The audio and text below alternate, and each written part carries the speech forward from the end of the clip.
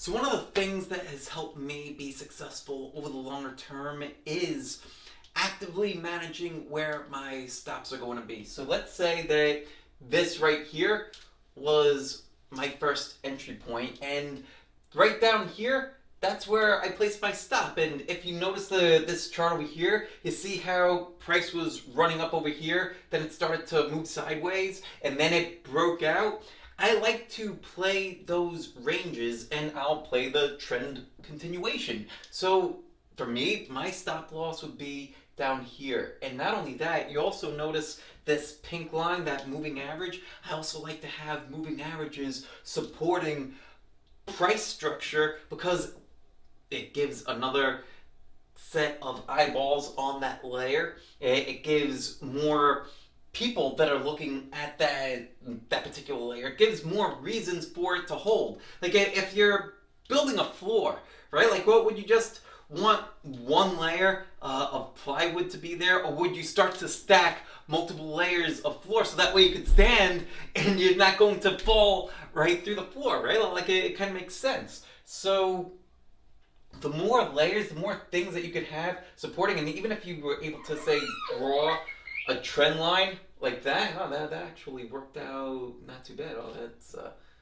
little bit drippy right there, but anyway, you kind of get the idea, right? Like the more things that you could have a trend line, you could have moving averages, you could have price structure. You don't want to go too crazy with the different indicators that you're going to use.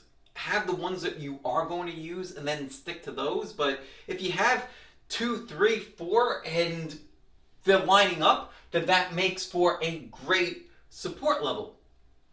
So as far as moving stops go, then you're in this trade, it starts to progress, then I'm trailing this in 2 different ways. The first way is going to be with that moving average, and it's going to move with price, right? It's a moving average. So if price fell below that moving average, I would sell a portion of the trade. I'm not going to sell everything all at once.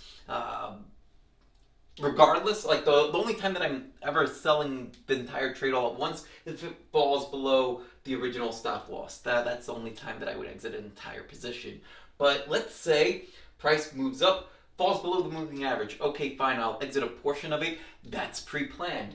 In this case, price ran up, consolidated, didn't hit the moving average, and then broke out again. So now I could raise my stop to right there, and I've also got a fresh base, right? So I could buy some more as it's continuing to move up, and now I've got another position I've added to a winner, and now the stop on everything is up there. So I've locked in all that profit, plus I've got another position that's working, and life is good.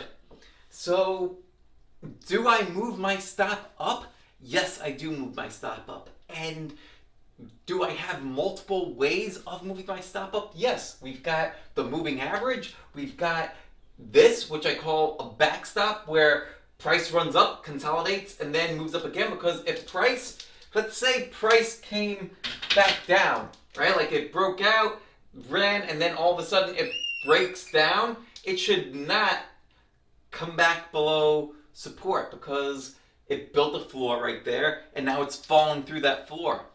If it falls through the floor, you don't want to be standing on it. And that's how you can manage your trade.